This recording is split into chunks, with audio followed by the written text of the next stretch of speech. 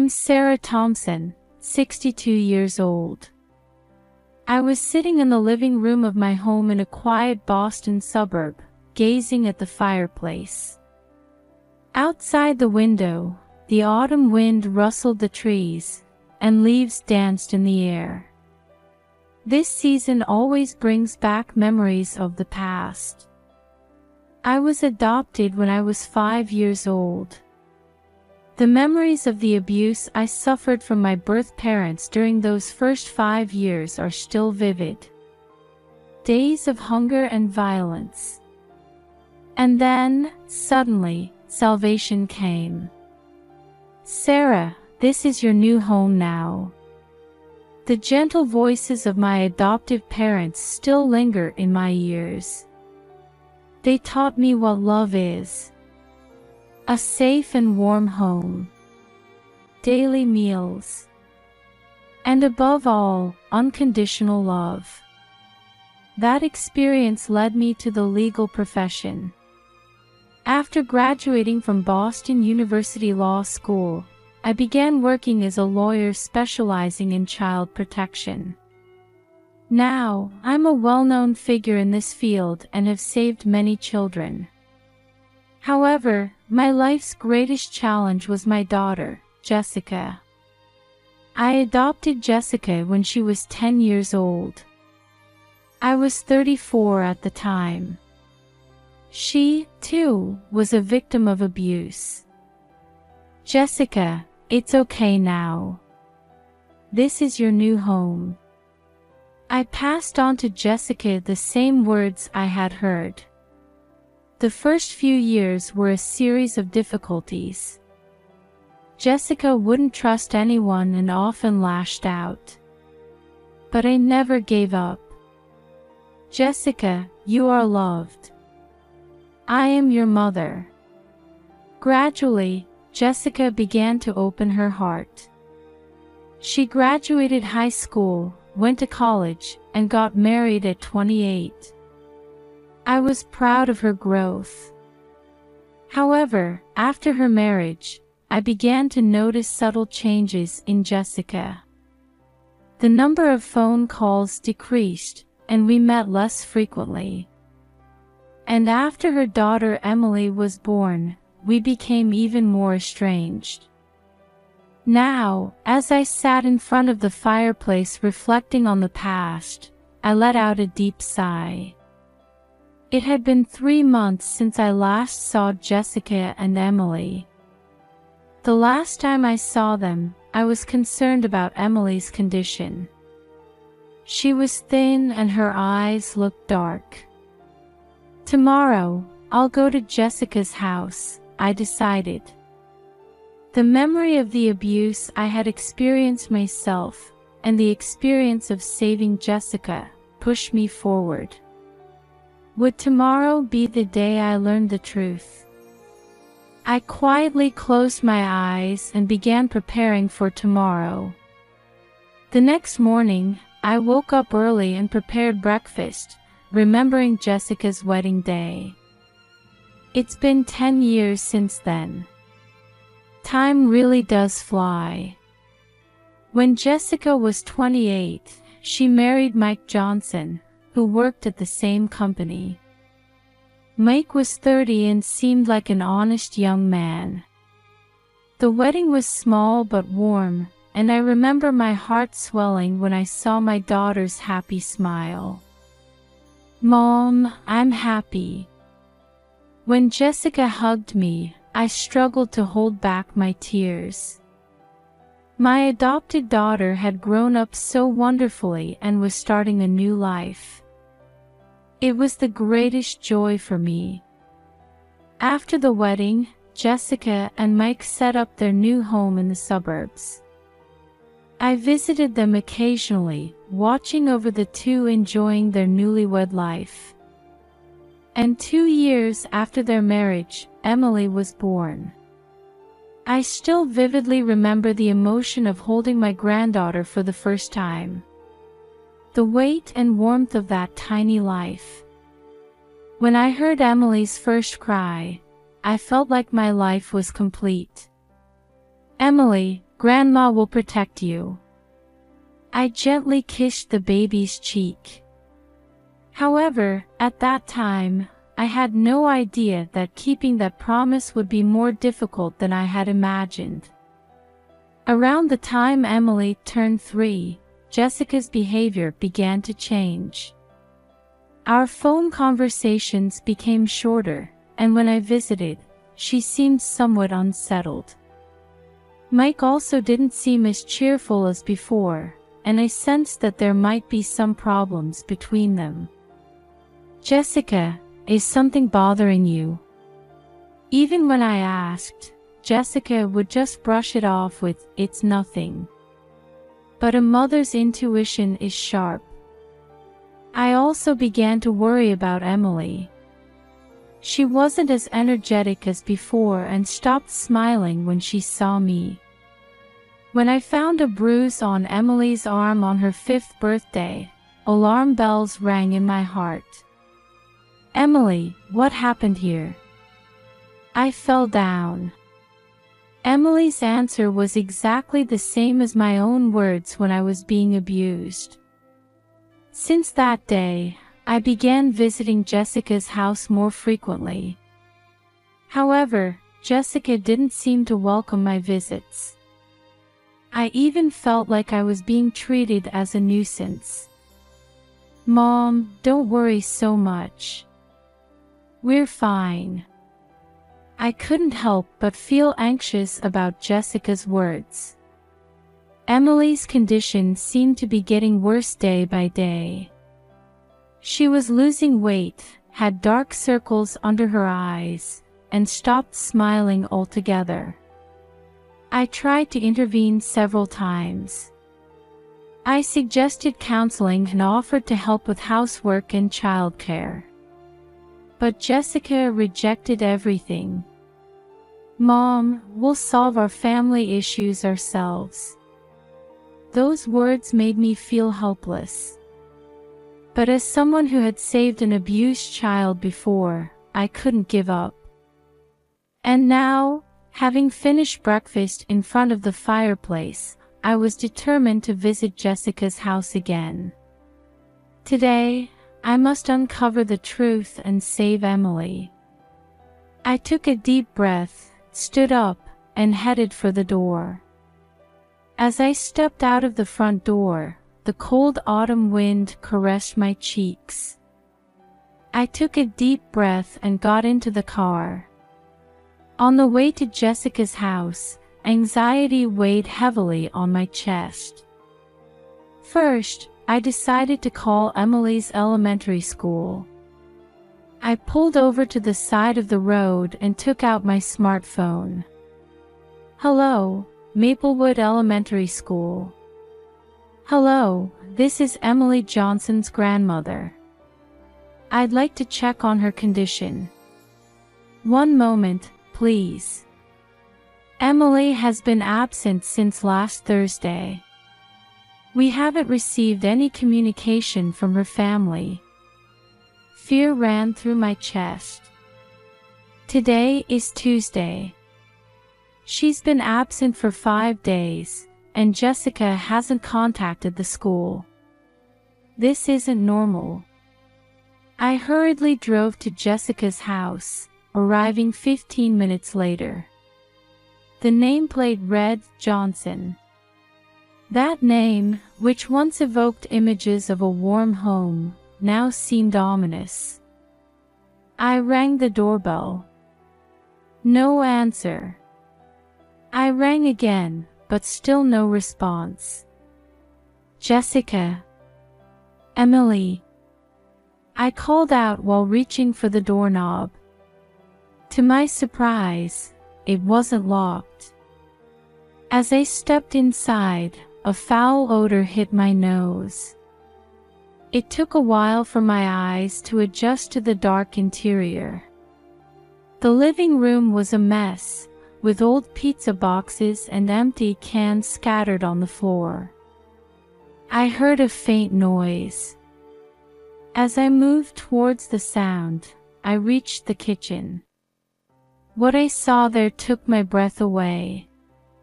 Emily was sitting on the floor, scooping dog food into her mouth with her hands. A large bag had tipped over, spilling brown pellets across the floor.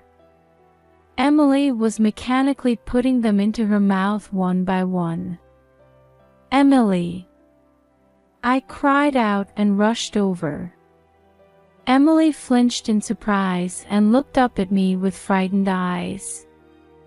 Dog food powder was stuck around her mouth, and her clothes were dirty. "Gee, Grandma." Her voice was thin and trembling. As I approached, I could see numerous bruises on Emily's arms and neck. Her emaciated body was even thinner than when I last saw her.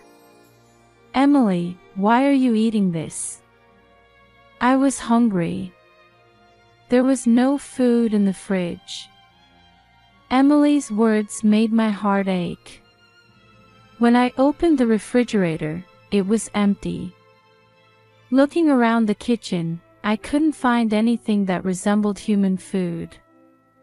"It's okay now, Grandma's here." I gently hugged my granddaughter. Emily's body was cold and shaking. "It hurts." "Grandma." Those words tore my heart apart.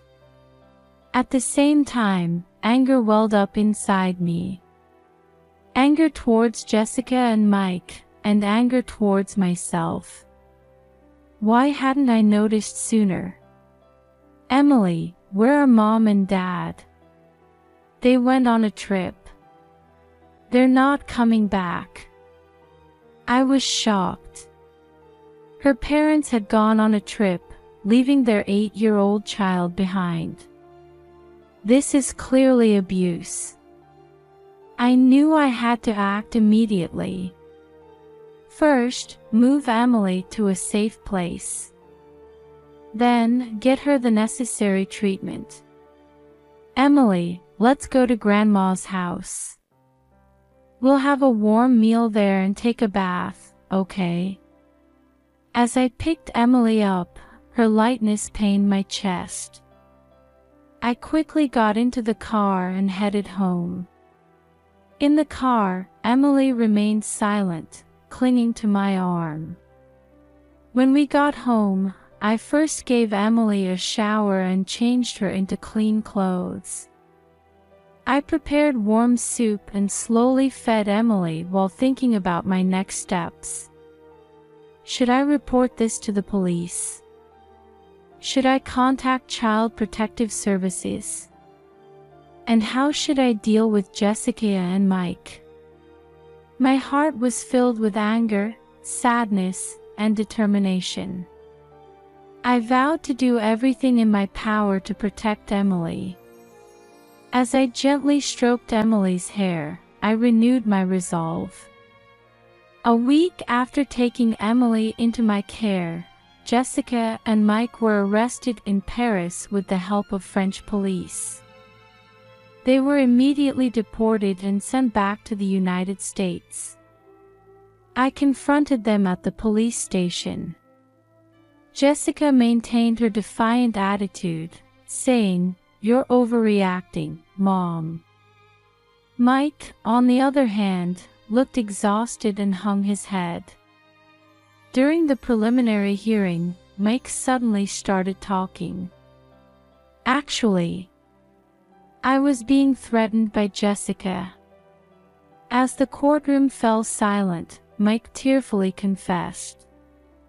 He revealed that Jessica had psychologically dominated him and forced him to participate in Emily's abuse. When he tried to resist, she threatened to harm his family. "I was a coward. I couldn't protect Emily. I'm truly sorry." Mike's confession brought a new development to the case. The prosecution indicted Jessica as the main culprit and Mike as an accomplice. The trial lasted for 3 months.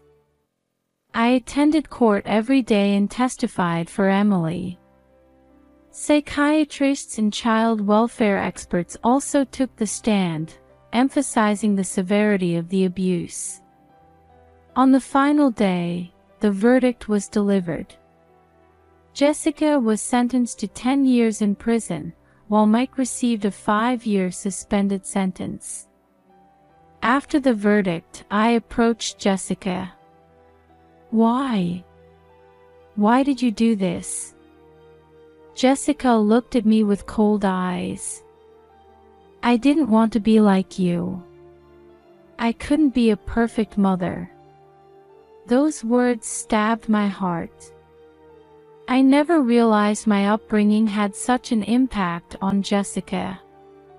Following the trial results, I began the process of gaining custody of Emily. With the support of social workers, I was able to obtain custody relatively smoothly. The night Emily and I returned home together, I hugged her and said, "From now on, Grandma will protect you." Emily nodded slightly. It was the beginning of a new life. Emily's road to recovery was long and difficult. For the first few weeks, she was plagued by nightmares, often waking up crying in the middle of the night. Every night, I sat by her bedside, holding her hand and repeating, "It's okay, Grandma's here." With the advice of Dr. Brown, a child psychologist, we moved forward one step at a time. Emily received counseling twice a week. There, she gradually learned to express her feelings through drawing pictures and playing with clay. One day, my old friend Maria Rodriguez came to visit. Maria was also a lawyer and was raising her 10-year-old son Jason as a single mother. "Sarah, it must have been tough. Is there anything I can do to help?" Maria's kind offer brought tears to my eyes. "Thank you, Maria. Actually, would you mind being a companion for Emily?" From that day on, Maria and Jason began visiting us regularly. Jason was a bright and energetic boy who gradually drew the introverted Emily out into the world. One Saturday afternoon, Maria brought an old piano. "Emily, do you like music? I'm not using this anymore.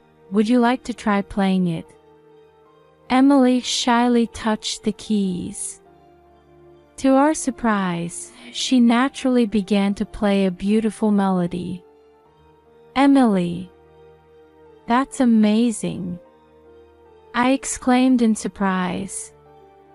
Emily smiled shyly. "I used to practice secretly on the piano at Mom's house." From that day on, Emily played the piano every day. Music became a great healing power for her emotional wounds. As time passed, Emily, Maria, Jason, and I became like one family. We went on picnics together on weekends and watched movies.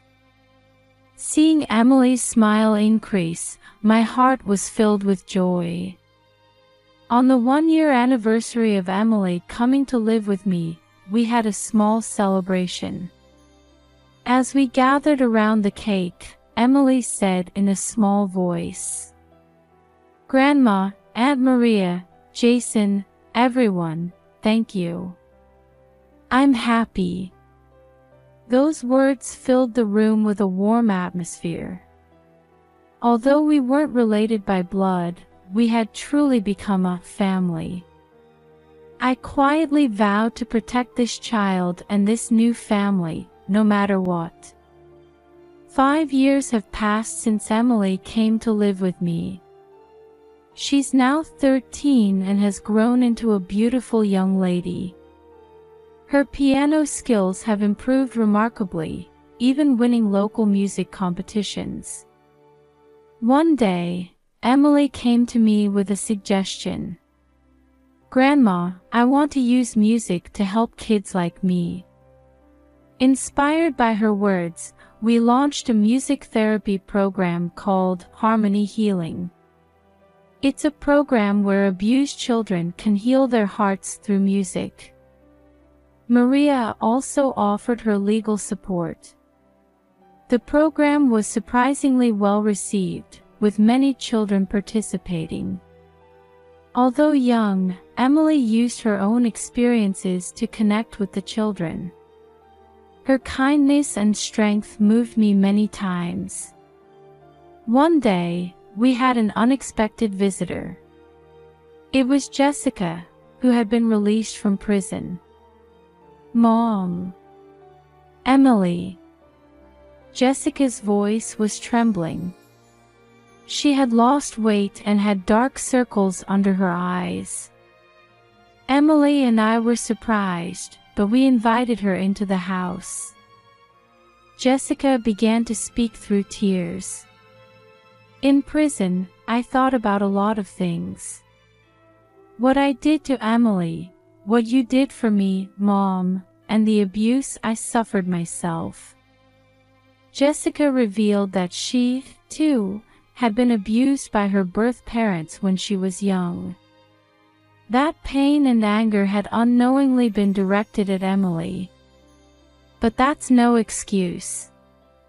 "What I did is unforgivable. Only, if you can forgive me, I'd like to slowly rebuild our relationship." Emily was silent for a long time, but eventually said in a small voice, "Mom, I've been thinking too. It's hard to forgive you, but maybe we can try, little by little." At those words, Jessica broke into loud sobs. I couldn't hold back my tears either. Over the next few months, Jessica earnestly worked on her rehabilitation program and received counseling. Rebuilding her relationship with Emily was extremely difficult, but music became the bridge between them. Jessica also started learning the piano, and sometimes they would play duets together. One night, as I listened to Emily's piano performance, I thought about what family really means. It's not just about blood ties. It's about understanding, forgiving, and supporting each other. That's what true family is. Our new family, including Maria and Jason, was healing each other's wounds and giving each other strength. As Emily's piano melody filled the room, I smiled quietly. This was the beginning of our new life. And it was the true form of a family created by the power of love.